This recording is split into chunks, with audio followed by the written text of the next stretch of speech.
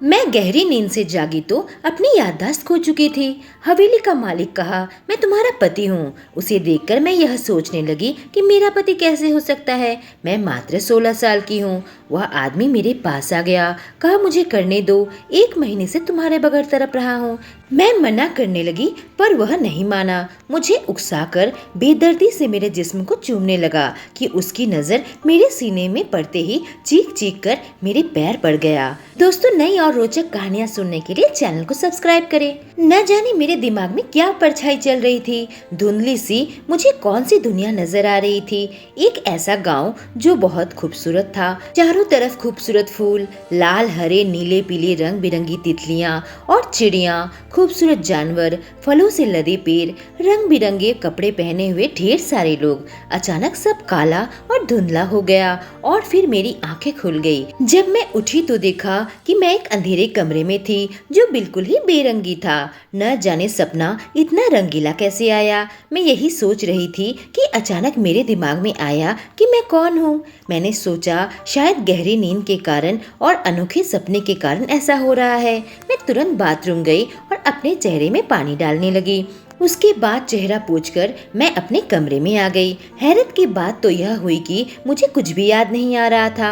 अपना अतीत मैं पूरी तरीके से भूल चुकी थी। आखिर मेरी याददाश्त कैसे चली गई? ऐसी जगह पर क्यों हूँ? अगर मेरे साथ कुछ हादसा हुआ भी है तो मुझे तो हॉस्पिटल में होना चाहिए। यह ख्याल आते ही मैं कमरे से बाहर निकल आई और बाहर निकलकर मैं पूरी हवेली घूम घूम कर देखने लगी थी। ऐसी बेरंगी जगह मैंने कभी नहीं देखी थी। मैं यहाँ की नहीं हो सकती। फिर मुझे यहाँ कौन लेकर आया होगा? घर की सजावट भूरे और काले रंग से थी और खूबसूरत रंगों का तो कोई नामो निशान नहीं था। हवेली का मेन गेट खोलकर मैं बाहर निकल गई और बाहर का नजारा देखकर तो मेरे पैरों तले से जमीन निकल गई।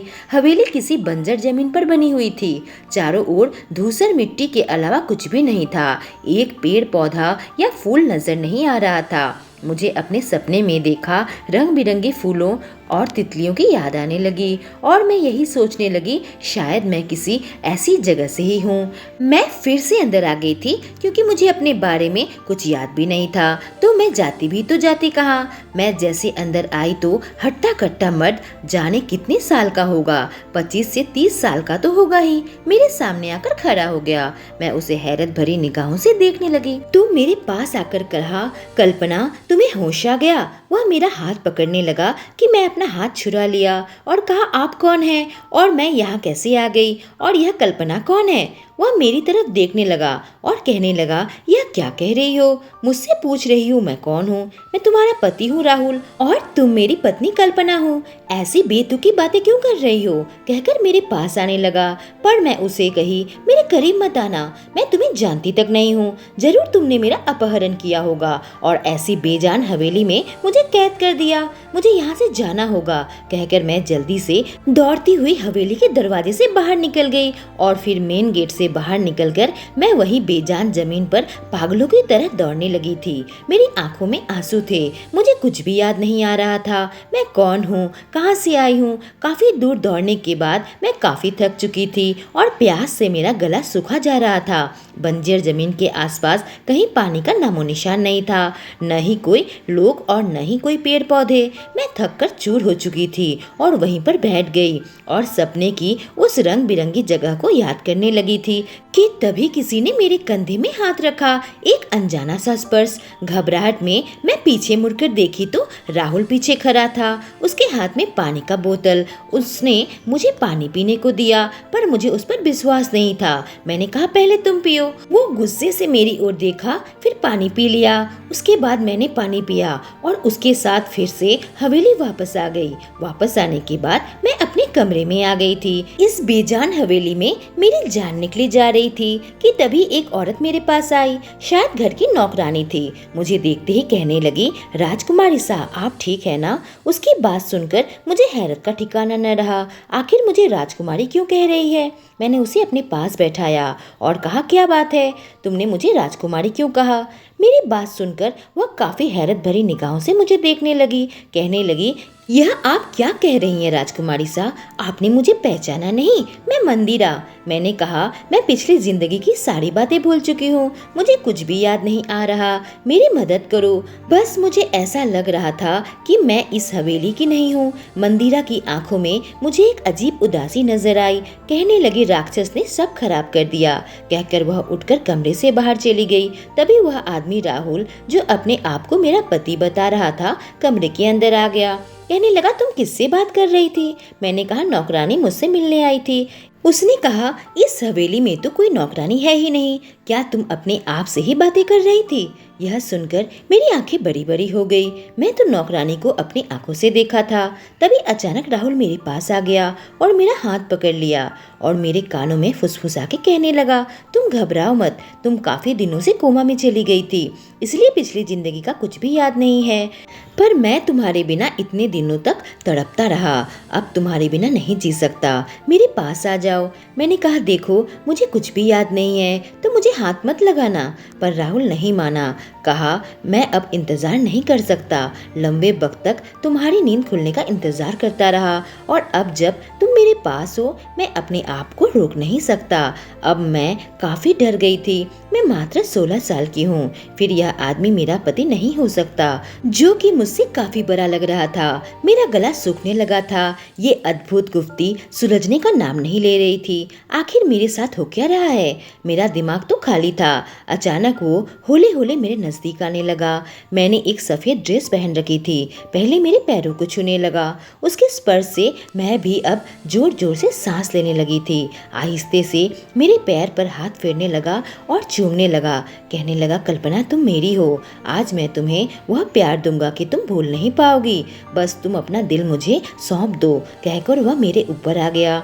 मेरे नाजुक होठों में अपने होठ डालकर गहरी चुम्बन में लीन हो गया। धीरे धीरे मैं भी बहकने लगी थी, लेकिन तभी उसकी नजर मेरे सीने पर पड़ी और वह जोर जोर से चीखने लगा। मेरे तो कुछ भी समझ में नहीं आ रहा था कि अचानक उसकी चीख कैसे निकल गई। वह मेरे पैर पकड़कर कहने लगा, मुझे माफ कर दो। यह कहकर वह कमरे से बाहर चला गया था। आखिर अचानक उसने ऐसा क्यों रिएक्ट किया, मैं नहीं समझ पाई। जब मैंने अपने सीने को देखा तो मेरे गले में एक लॉकेट थी, जिसमें लाल रंग का मणि लगा हुआ था। इस लाल रंग की लॉकेट को देखकर इस कदर भाग गया, मेरे तो कुछ भी पल्ले नहीं पड़ रहा था। इस घर के आसपास का इलाका सारा बेरंग था, यहाँ तक कि मैं भी जो कपड़ा पहन रखा था वह भी सफेद रंग का था। बस मेरे गले का यह लॉकेट लाल रंग का था, जिसको देखते ही वह भाग गया। कहीं राहुल को रंगों से एलर्जी तो नहीं। जब मैं कमरे से बाहर निकली तो राहुल का कहीं अता पता नहीं था। मैं इस घर की अच्छे से छानबीन करने लगी थी और यही सोचने लगी थी कि वह नौकरानी कहाँ गई होगी। मैं बेसमेंट में चली गई। वहाँ एक सुरंग नजर आया। इस सुरंग को देखकर मेरी हैरत का ठिकाना नहीं रहा। अब मैंने सोच लिया था कि मैं सच्चाई का पता लगाकर रहूंगी और यह सच्चाई मुझे राहुल खुद अपने मुंह से बताएगा। मैं राहुल का इंतजार करने लगी थी। काफी देर बाद जब राहुल घर पर आया तो वह पसीने से बिल्कुल तरबतर था। मैं उसके करीब चली गई और उसका हाथ पकड़ लिया। राहुल मेरी तरफ देखता रहा पर मुझे कुछ न कहा। उसका हाथ पकड़कर मैं उसे सोफे में बैठा दिया और कहा, राहुल अब वक्त आ गया है, तुम मुझे सब सच बताओ। जब से मैं होश में आई हूँ तब से मेरे दिमाग में हजारों सवाल है। उससे सच निकलवाने के लिए मैंने अपने गले का लाल लॉकेट उसके सामने रख दिया। उसको देखते ही उसके चेहरे की बेबसी मुझे साफ नजर आने लगी थी। फिर उसने कहा, मैं सब बताता हूँ, बस यह लॉकेट मेरे सामने से हटा दो। कहा, जहाँ हवेली है वहाँ पर एक गाँव हुआ करता था। उस गाँव में रंग बिरंगे फूल, तितलियाँ, तरह तरह की चिड़िया, ढेर सारे फल होते थे। एक दिन मैं शहर में घूमता हुआ इस गांव में आया और फिर मेरी नजर तुम पर पड़ गई। लोग तुम्हें राजकुमारी कहकर पुकारते थे। शायद इस गांव के मुखिया की बेटी थी। तुम्हें देखते ही मैं तुम्हारे प्यार में पड़ गया था और तुमसे शादी करना चाहता था। लेकिन जब मैं यह बात तुम्हारे पिता के पास रखी तो उसने शादी से इनकार कर दिया था और मुझे गांव से निकलवाने का फैसला कर लिया था। इस बात से मैं बहुत क्रोधित हो गया था। मैं रईस था। मैं घमंड से मगरूर इंसान इस गांव में आग लगाकर सब चीज नष्ट कर दिया था। गांव की खूबसूरती, हरियाली सब खत्म कर दिया। यहाँ की मिट्टी बेजान बंजर भूमि बन गई। गांव के सारे लोग तो जान बचाकर भाग निकले, पर मैं तुम्हें भागने नहीं दिया। लेकिन नियति का खेल देखो, तुम तुम बेहोश हो गई थी और गहरी नींद में चली गई थी। अब मैंने कहा, मेरा गले का लॉकेट देखकर फिर तुम क्यों घबरा गए? उसने कहा, मुझे अपने बुरे कर्म याद आ जाता है जब कोई रंगीन चीज़ देखता हूँ, लेकिन मेरी मोहब्बत सच्ची है। अगर तुम मेरी मोहब्बत को अपना लो तो हम दोनों मिलकर इस गांव को दोबारा बसा सकते हैं, ताकि गांव के लोग वापस यहाँ पर आकर बस जाए। मैंने और राहुल ने मिलकर कड़ी मेहनत से गांव को फिर से हरा भरा कर दिया। एक एक करके गांव वाले फिर से वापस लौट कर आ गए। मैं राहुल के प्यार को अपना लिया था, क्योंकि राहुल ने पश्चाताप करने के लिए सालों कड़ी मेहनत की थी। गाँव के लोगों ने भी राहुल को माफ कर दिया था। मेरी याददाश्त साल भर बाद वापस आई, जब मैंने अपने अपनों को देखा था और पता चला कि हवेली के सुरंग से सच में मंदिरा मुझसे मिलने आई थी। वह कोई सपना नहीं था। लेकिन क्या ऐसी जुनूनी मोहब्बत अच्छी है? यह सोचने वाली बात है। दोस्तों, अगर कहानी पसंद आई हो तो चैनल को सब्सक्राइब करें और नोटिफिकेशन बेल ऑन कर लें। Thank you.